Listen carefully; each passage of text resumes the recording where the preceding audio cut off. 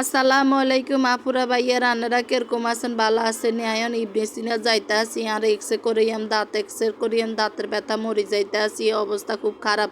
সিরিয়ালে বই রয়েছি এক্সের কাছে, আই এখনও এক্সের রিপোর্ট হাতে পাই নাই। যাকে এক্সের রিপোর্ট হাতে পাইছি, এখন যাইতে আসি ডেন্টাল হসপিটালে চলি আইসি সান। ডেন্টাল হসপিটালে আই বইনডে লই আইসি, ওই যে আর বইন বই রয়েছে এক কিনার দিক, কিন্তু বেডারা একজনের দাঁত ইয়ে করতে আছে, আরও করবো।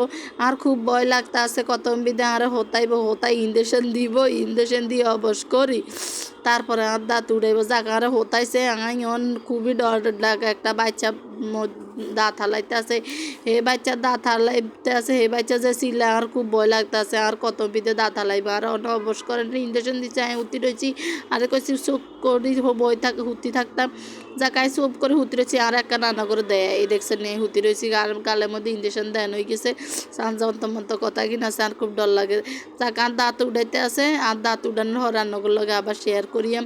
অবশেষে আর দাঁত এখন সেলাই করতে আছে, দেখেন দাঁত উঠান হয়ে গেছে, কীভাবে সেলাই করতে আছে। মা গো, যে কষ্ট, আল্লাহ শত্রুরা যেন এত কষ্ট না দেখ। বোন রে বোন, বাইরে ভাই, খালা গো খালা, মাগো আনারা ব্যাকে থাকিতে দাঁতের যত্ন করিয়েন, নইলে কিন্তু কান্নাগো দাঁত অল্প বয়সে চলে যায় মার মতন। সানার কত কষ্ট হইতাছে, দাঁতের সিলাই করতেছি, যে কষ্ট হইতাছে ভাই, দাঁতের ব্যথা মরি যায়।